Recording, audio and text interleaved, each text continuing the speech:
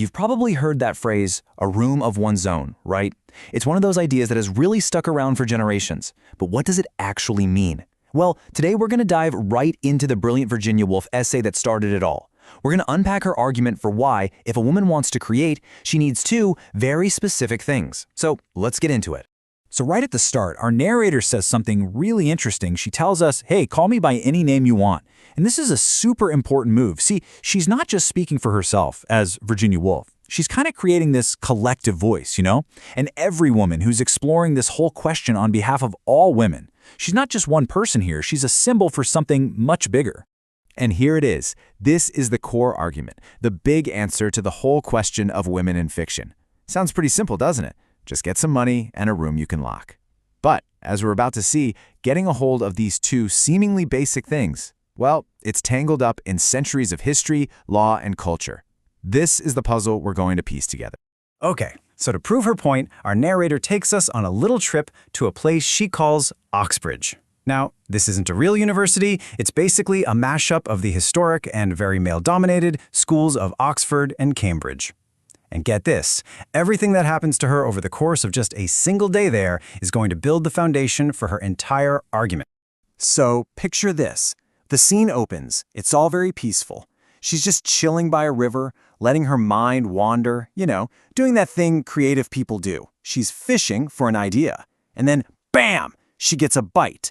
A thought latches on, this little fish of an idea. And she gets really excited. Her mind is totally in the zone.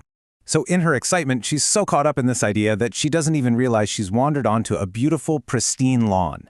And instantly, this university official, a beetle, comes rushing over to shoo her away. This space, he tells her, this perfect patch of grass, is only for fellows and scholars. In other words, it's for men. She has to stay on the gravel path. And just like that, poof, the interruption completely shatters her concentration. That little fish, her brilliant idea, it just darts away and vanishes. And this is a really crucial point. Being policed in a physical space, being told where she can and can't walk, directly kills her creative spark. It's not just that she's off the grass, she's been knocked completely off her train of thought.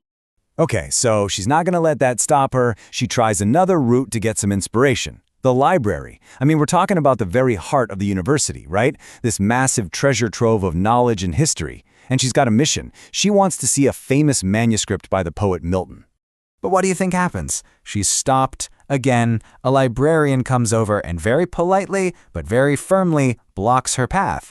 Ladies, he's sorry to say, are not allowed in, unless they're with a male fellow of the college. So there it is. She is quite literally locked out of the world of knowledge.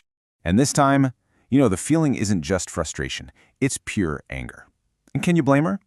It's the incredible insult of being denied access to all of human knowledge, just because of her gender. It's a really powerful moment of being completely shut out. All right, so let's recap. She's been locked out of a creative space, the lawn, and an intellectual space, the library. Now, the next part of her day is going to show us the cold, hard economic reality that's underpinning all of this. And it all comes down to a tale of two very different meals. Okay, first up, lunch at the men's college. And the description here is just so lavish, so sensory. We're talking rich cream sauces, perfectly cooked partridges, amazing wine. And here's the key. This isn't just food, it's fuel. It creates what she calls a subterranean glow, and it sparks these incredible optimistic conversations. Good food literally feeds brilliant thoughts. Now, let's compare that to dinner over at Fernham, the fictional women's college. The contrast is just stark. The meal is completely impoverished. There's a plain gravy soup, some tough beef, and prunes she describes as being like a miser's heart. And to drink? Water. The effect is just as powerful, but yeah, in the total opposite way. So this really lays the contrast bare. Just look at the results here. The fancy lunch leads to brilliant conversation, but the poor dinner, that leads to stifled thoughts. This is the perfect illustration of her point. Your physical, material conditions, how much money your institution has, directly affects your ability to think freely and creatively. It's that simple. And seeing this huge difference, leads our narrator to the single most important question in the entire essay. Why? This isn't some random accident, right? Why is it that one college is so rich it can serve these amazing meals, while the other is so poor it's stuck with prunes and water? Well, to answer that, you have to do what they always say. Follow the money. This isn't just about 2 meals on one random day. Nope. This is about centuries of economic history that built up this massive, massive gap. This timeline really shows you exactly how this gap was created over time. For hundreds and hundreds of years, you had rich, powerful men, we're talking kings, merchants, you name it, just pouring gold and land into men's colleges to educate their sons. But the women's colleges? They were founded way, way more recently. Their founders had to basically fight for every single penny. They had absolutely no historical momentum. And this whole thing goes even deeper than just college donations. The crucial point is that for most of history, women were legally blocked from having any economic power of their own. As you can see here, men could earn money and leave it to their sons, but a woman? Until the 1880s, any money she had legally belonged to her husband. So mothers had no wealth to pass on to their daughters. There was just no foundation to build upon. And all of this brings us right to the final conclusion. This is where everything from her day, the beetle on the grass, the librarian at the door, those 2 very different meals, it all comes together into one single, powerful argument. And this is the logical chain right here. It's like a 3-step process. To create great art, poetry, fiction, whatever, you need intellectual freedom. Step 1. But you can't get to intellectual freedom, the freedom to think beyond just surviving day to day, unless you have material things. You need money. Step 2. Without that financial security, the mind is never, ever truly free to create. That's the final step. Poetry. As her day comes to an end, she has this one last, really profound thought. She's been thinking about how unpleasant it is to be locked out of places all day. But then she wonders, maybe it's even worse to be locked in. Locked into a system of privilege, totally blind to the world outside, just trapped by tradition. It's a fascinating idea that adds a whole new layer to her argument. And that really brings us right back to the present. Woolf was writing about physical rooms and actual money, but her argument still hits home today, doesn't it? It leaves us with this big question. What are the modern-day versions of being locked out of the library? What kind of rooms and resources do we all need today to make sure everyone has the freedom to create? So today we're going to dive into one of the most powerful ideas from Virginia Woolf's masterpiece, A Room of One's Own. We're going to unpack just one chapter that lays out this incredible theory about power, about gender, and really about self-confidence itself. It's a big one, so let's jump right in. Our whole journey kicks off with a question that sounds so simple on the surface, right? But it's anything but. Woolf's narrator, she's not just idly curious. No, she's launching a full-on investigation. She wants to uncover the real historical reasons for this huge economic gap between men and women. And that question sends her on a mission, right into the heart of what we think we know. And, where do you go when you're looking for the absolute truth? Well, the British Museum, of course. It's this ultimate symbol of all human knowledge, all crammed into one place. Her goal seems pretty clear. Find one single objective nugget of pure truth that explains everything. You'd think it would be a pretty straightforward, scientific kind of approach, but oh boy, does her quest take a turn. The moment she starts her search, she basically hits a brick wall. She looks up women in the card catalog and is just hit with an avalanche. We're talking thousands and thousands of books. And here's the really wild part. It's not just the sheer number of them, but who wrote them. It seems like men have been completely obsessed with writing about women, while women have barely written a thing about men. And it just gets worse from there. As she starts to actually read these books, instead of finding that one clear truth, she finds a total mess, a chaotic storm of conflicting opinions. The library, it turns out, isn't a place of facts. It's more like a giant chaotic shouting match between all these male authors, and none of them can agree on anything when it comes to women. And we're not talking about subtle differences of opinion here. Just look at this. One so-called expert will argue with total confidence that women are fundamentally soulless beings. Then you pick up the very next book, and it's claiming that women are divine, the moral compass for all of society. How can both of those things possibly be true at the same time? And we're not just talking about some random guys here. Even the heavy hitters of history are on completely opposite ends of the spectrum. You've got Napoleon, the guy who conquered Europe, absolutely convinced of women's incapacity. And then you have Dr. Johnson, one of the greatest minds in literature, holding the exact opposite view.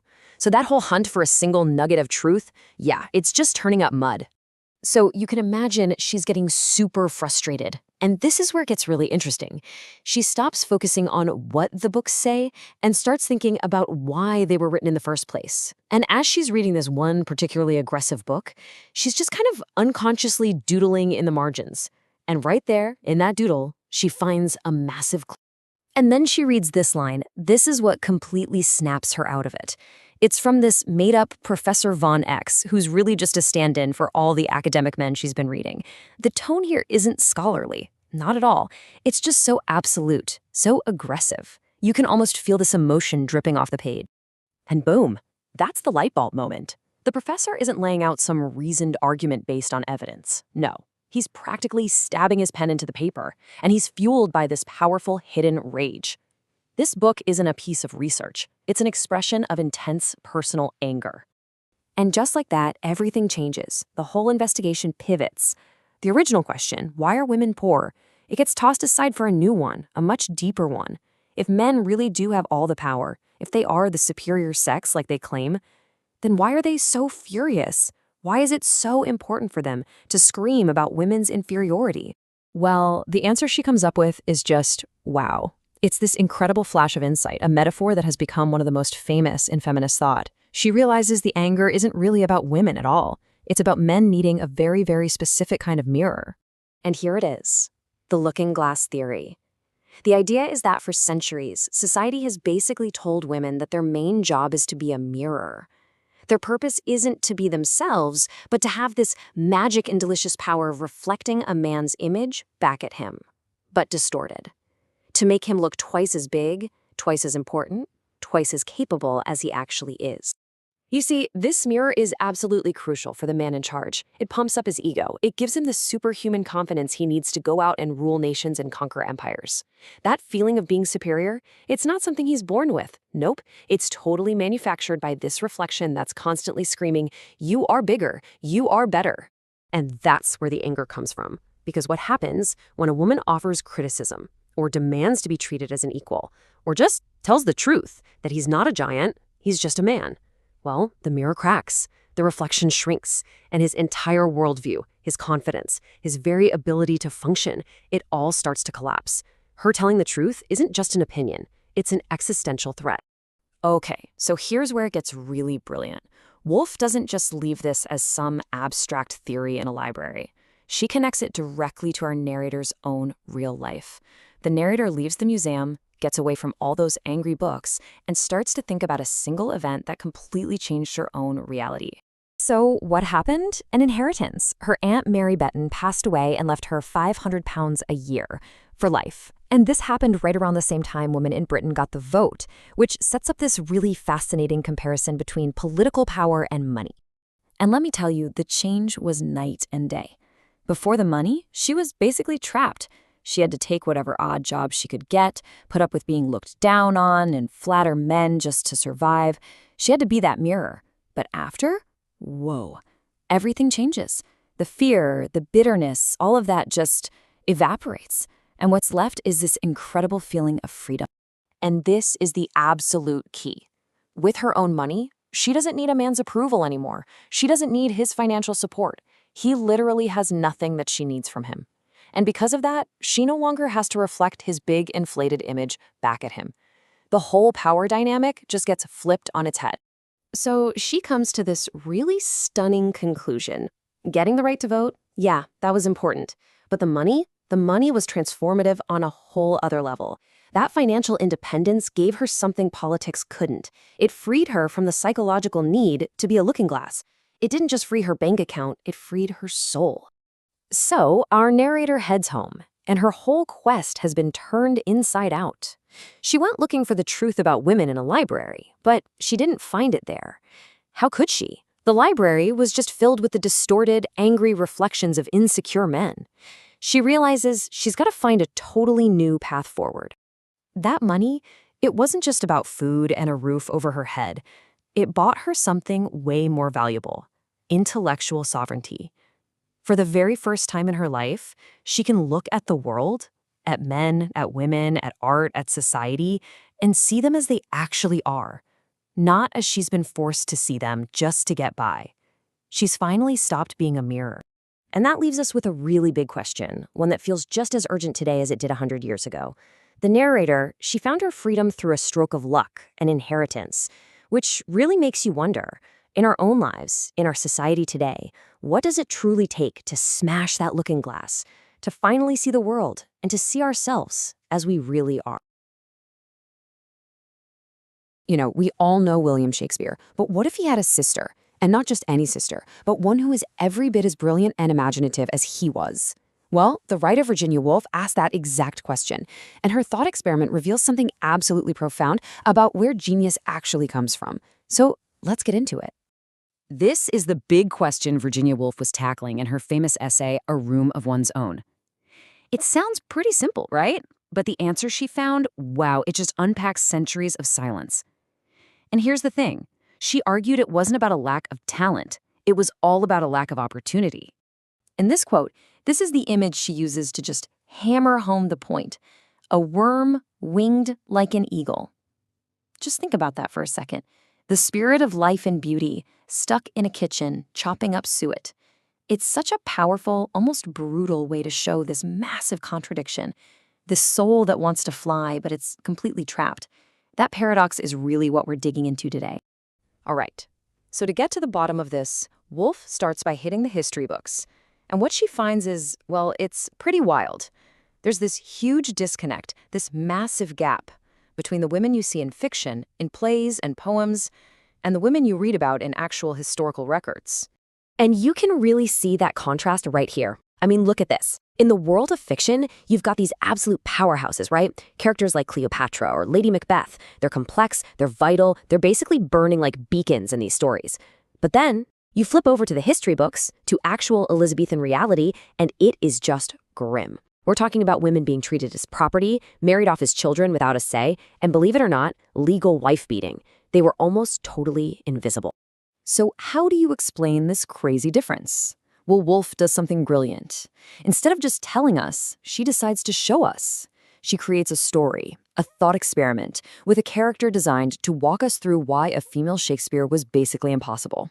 So let's meet her. Her name is Judith Shakespeare.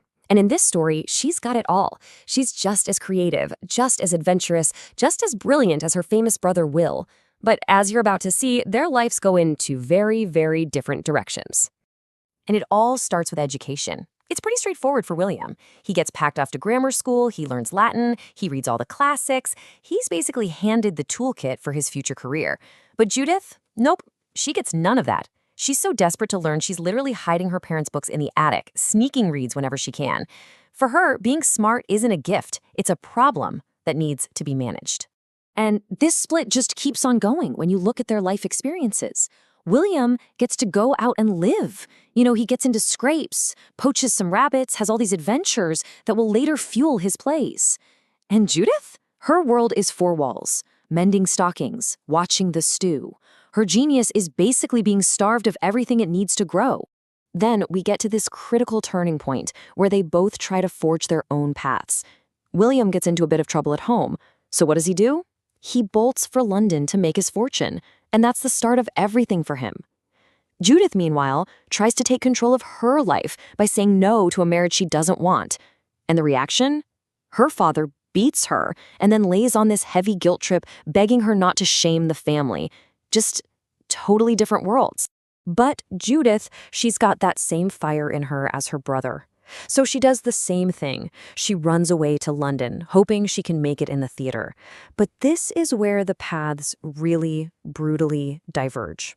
For William, London is the land of opportunity. He can get his foot in the door, hold horses, act whatever it takes. For Judith, London is a brick wall. People literally laugh in her face when she says she wants to act. She can't get a job, and just being a woman alone on the streets means she's constantly being harassed. And this is what she hears from a theater manager. A woman acting is like a poodle dancing. Can you even imagine? He's not just saying it's unusual. He's saying it's unnatural, a freak show. It's a total shutdown. The door to her dreams is just slammed right in her face. And well, this is where the story ends in tragedy. That same manager who laughed at her, he takes pity on her. She ends up pregnant, and now she's completely trapped. All that genius, all that talent, with absolutely nowhere to go and no way to survive. So Judith Shakespeare kills herself. She's buried at a crossroads, completely forgotten by history. Now, Judith's story is fictional, and it's absolutely heartbreaking. But it's a parable, right? It's Woolf's way of illustrating a much bigger point. She uses this story to show us, step by step, why a woman simply couldn't have written Shakespeare's plays back then. Again, it was never about talent. It was about the lack of, well, everything else. And that brings us to Woolf's big, game-changing idea. She completely redefines what we even mean by genius. It's not some kind of magic lightning strike that happens in isolation. No. She argues that genius is the outcome of real, tangible things: freedom, opportunity, and actual material support. It needs to be fed and supported to even exist, let alone thrive. So what are we talking about here? What are these conditions? Well, they're things that might seem pretty basic to us now. Money of your own, an education, the freedom to travel and just see the world, a private space to think, that's her famous room of one's own, and a community of other smart people to bounce ideas off of. Judith had 0 of these things. William, he had all of them. So that begs the question, what happened to all the real-life Judith Shakespeares throughout history? Woolf's take is that their genius didn't just vanish. It curdled. It festered. A woman with that kind of mind and no way to express it would have seemed strange. People would have thought she was mad, or worse, a witch. Or she would have just died in obscurity, all those incredible ideas locked inside her head forever. And this leads to what is maybe the most powerful, most memorable line from the entire essay. Woolf says that Anon, Anonymous, the author of so many old poems and folk songs, was often a woman creating incredible art, but who was never, ever allowed to put her name on it. So in the end, Woolf's point is that great works of art, masterpieces, they don't just spring out of nowhere from one person's head. They're the product of community, of history, of material reality. And that leaves us with a really important question to think about. Woolf was writing this 100 years ago about people from centuries before that. So if genius still needs all that support, if it still needs a seat at the table, who are we still leaving out in the cold today? Before we had Jane Austen or the Bronte sisters, who was the first woman writer? I mean, where do you even start looking for her in history? Well, the brilliant Virginia Woolf tells us we should start not with an answer, but with a question. What if Shakespeare had a sister? Imagine it, a sister named Judith, with all the same genius, all the same fire. Would we be reading her plays today? Woolf uses this really haunting idea, not to give us an easy answer, but to make us feel the profound, centuries-long silence where a voice like hers should have been. And that's exactly where our search has to begin, in that silence. You're looking at a library shelf back in the 1600s, and the books by women, well, they just aren't there. It's a huge void. But then, after all that quiet, a few voices finally start to break through. So who were these first voices? They were aristocratic women, pioneers of the 17th century. For a very long time, they were the only women who really had the luxury, the time, the education, the space to write it all. But as we're about to see, that luxury came with some serious strings attached. You can really see here how the society they lived in could twist even the most incredible talent. On one hand, you've got Lady Winchelsea, no doubt a gifted poet, but her work is just consumed by her anger, a constant, furious protest against her critics. And on the other hand, there's the Duchess of Newcastle, this brilliant but totally isolated mind. With no one to bounce ideas off of, her genius just ran wild. Woolf's analysis of this is just so sharp. She says Lady Winchelsea's gift is choked by weeds. It's such a powerful image, right? Think of a beautiful garden, but you can hardly even see the flowers because it's just overrun with these weeds of anger and protest. The poetry is in there, somewhere, but it's being suffocated by the fight. And for the Duchess of Newcastle, the metaphor is just as vivid. Her wits, Woolf says, turned to wilderness. It's not that the genius isn't there, it absolutely is, but without any kind of structure, without a community to help shape it, it just becomes this untamed, overgrown forest of incredible ideas mixed with total nonsense. So, if the aristocrats were kind of trapped by their circumstances, who finally broke the mold? Well, that brings us to an absolute game changer, a woman named Aphra Behn. Aphra Behn was a monumental first. I mean, this is huge.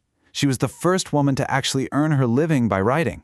She wasn't a noblewoman with a little hobby on the side. No, she was a middle-class woman who wrote to pay her bills. And that one simple fact changed literally everything. Woolf has so much reverence for her.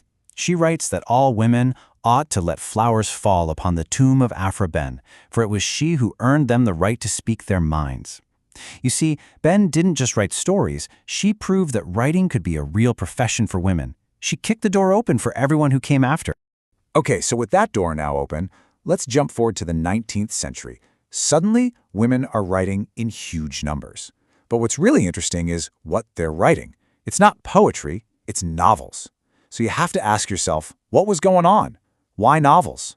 So yeah, why the novel? You had pioneers in poetry like Lady Winchelsea, so why did this next huge wave of women writers, people like Jane Austen and the Brontes, turn so completely to prose? Well, the answer has almost nothing to do with artistic preference and everything to do with the physical space they lived in. It all comes down to this, the common sitting room. A woman writer back then almost never had a private study, a room of her own. She wrote in the main living area, the center of all the family chaos. Constant interruptions were just a fact of life. Now, as Woolf points out, poetry demands this deep, unbroken concentration, which was just an impossible luxury. But the novel is different. It's a form you can pick up and put down. It can absorb the stop-and-start rhythm of domestic life. And this brings us right to the heart of our story, this internal battle between creating pure art and the very real anger these women felt. And to really dig into this, Woolf puts two of the all-time greats head-to-head, Charlotte Bronte versus Jane Austen. So on one side, you have Charlotte Bronte. Woolf argues her work is marked by what she calls the scar of anger, these moments where the writer's own personal frustrations just burst through the story. And on the other side, you have Jane Austen, who represents this miracle of integrity, an artist whose mind just seems to absorb all the obstacles and frustrations, leaving the art itself totally pure. So what does this scar of anger actually look like? Woolf points to a very specific, almost jarring moment in Jane Eyre. The story's moving along, everything's fine, and then bam, the narrative just stops cold. The character Jane launches into this fiery speech about how restricted women's lives are. Woolf calls it a jerk in the narrative. It just pulls you right out of the story. And here is Woolf's final verdict. That's not really Jane Eyre speaking. That's Charlotte Bronte shouting her own frustrations from the page. And because of that, her anger has stained the book.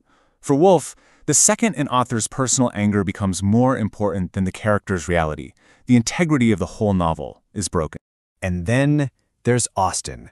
I mean, think about it. She was writing under the exact same horrible conditions, in a busy sitting room, probably hiding her pages when visitors came over. And yet, her books are completely free of that kind of personal intrusion. Woolf is just in awe of this. Austen wrote without hate, without bitterness, without fear, protest, or preaching. Her genius, a lot like Shakespeare's, just took all the impediments of her life and somehow spun them into pure art. But even for a genius as massive as Jane Austen, there was one final, almost invisible obstacle. And this one wasn't about money or having a private room. It was about the very tools she had to work with, the words themselves. Woolf calls this obstacle the male sentence. Think about the popular writing style of the time. It was very formal, very complex, very grand, and Woolf argues that this sentence was just too loose, too heavy, too pompous for a woman trying to describe her own world, her own experiences.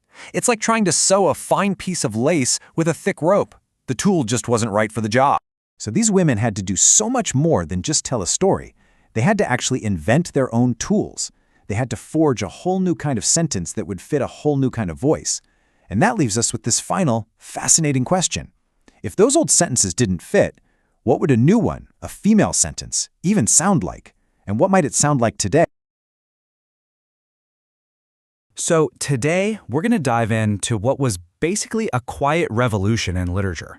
And we're not going to do it through some dry history book. Nope, we're going to see it all through the eyes of the one and only Virginia Woolf, as she stumbles upon a single sentence in a pretty flawed novel, a sentence that would change everything.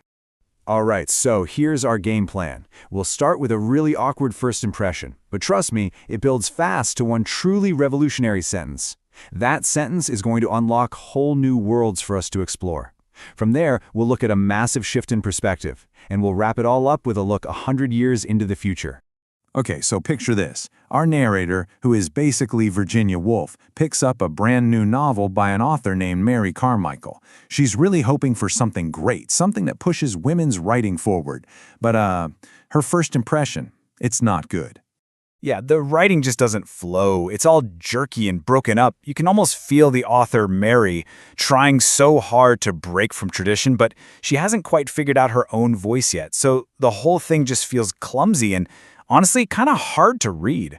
Woolf has this perfect way of putting it. The writing is like a ship that's constantly missing the wind. It's so busy trying not to sound like the male writers who came before that it just feels defensive, not real. And right at the moment our narrator is about to give up on the whole book, everything changes. Right there, buried in all this clunky writing, our narrator finds something, just one little phrase. But it's so simple, and yet so completely radical, it stops her dead in her tracks. Chloe liked Olivia. That's it. That's the sentence. Now, to you and me, that probably sounds totally normal, right? But you have to understand, in 1929, this was a literary earthquake. For pretty much the first time, two women were on a page together, and their relationship was defined by them and them alone, not by a man. To really get why this was such a bombshell, you've got to remember the world it landed in. Before this moment, women in books were almost always just accessories to men. You know, they were somebody's mother, somebody's wife, or maybe a rival for a man's attention. But here, in this story, Chloe and Olivia are just in a lab, together. Their world doesn't revolve around some guy. They're actual, complete people. So with that one little sentence, Mary Carmichael didn't just write a new scene. Oh no, she basically discovered a whole new continent for writers to explore, a massive part of human experience that had always been kept in the dark. And this is that world she unlocked. I mean, think about it.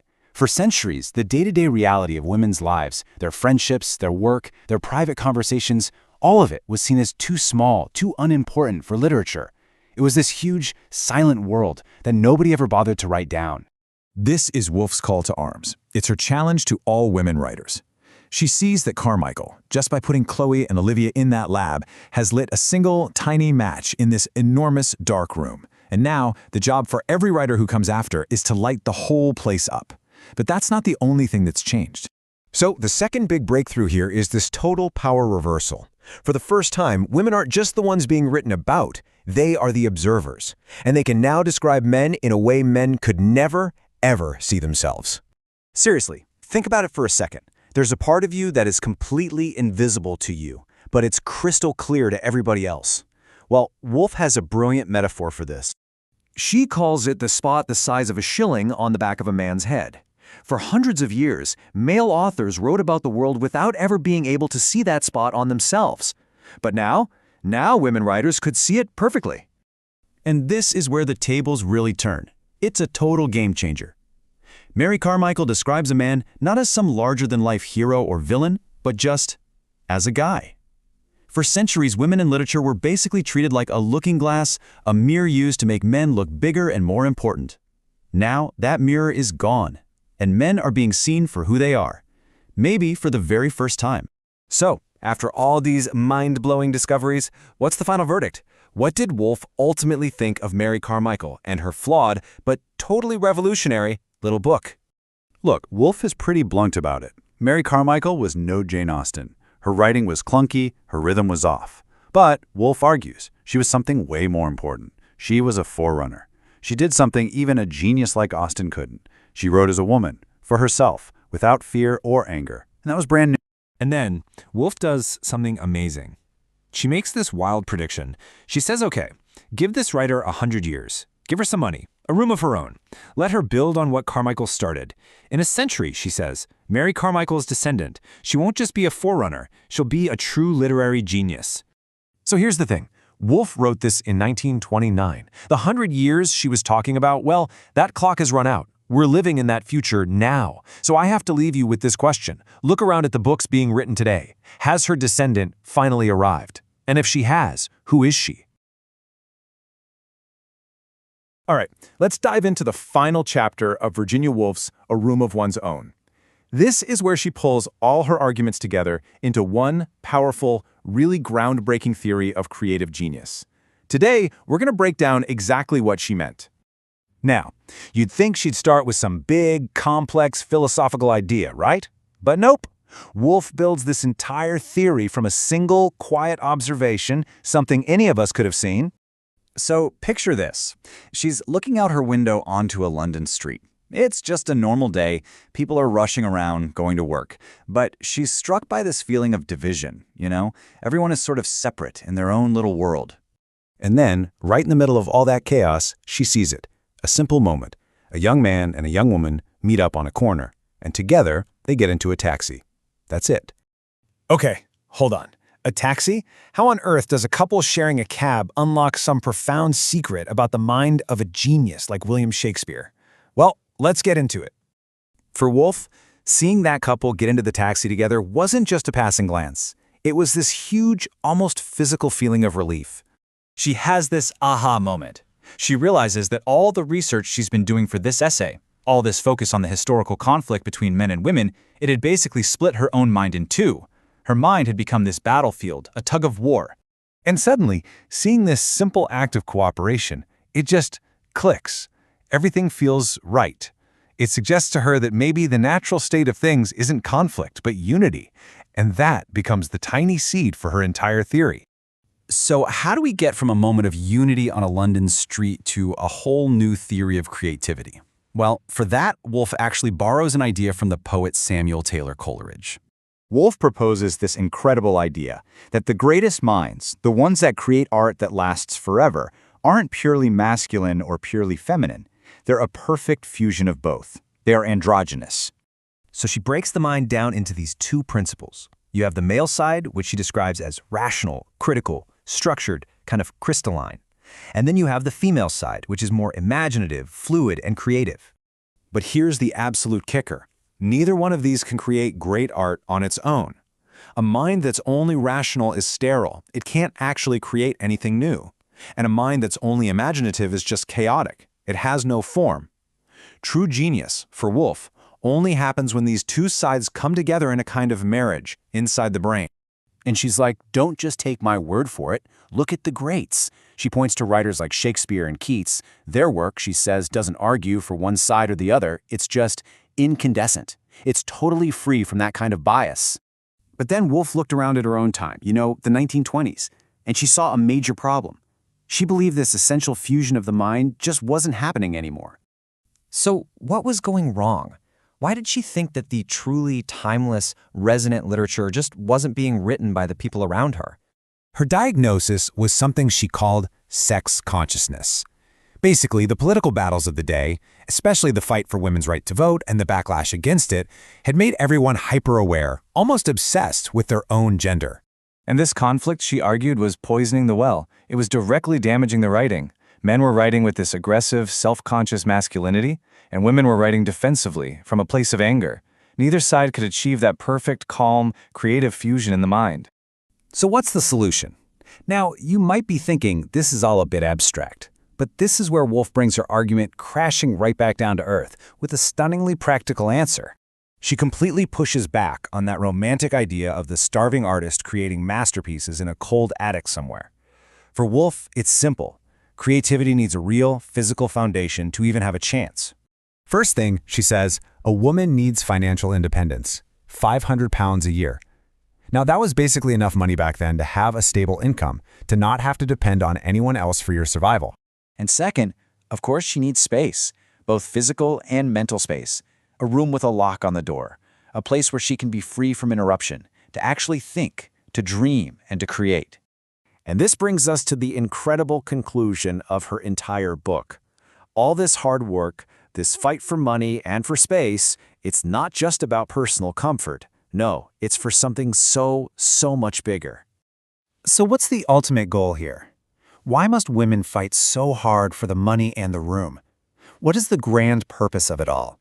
The whole point is to prepare the world for that lost genius. Remember Shakespeare's imaginary, incredibly gifted sister from earlier in the book? The one who was crushed by the world she was born into? The goal is to build a world that won't destroy her this time around. Woolf leaves us with this haunting, inspiring final thought, that the creative spirit of women, this Judith Shakespeare, isn't dead. She's just waiting. and it is our collective job to build the material and intellectual world where she can finally be reborn and at last write her masterpiece.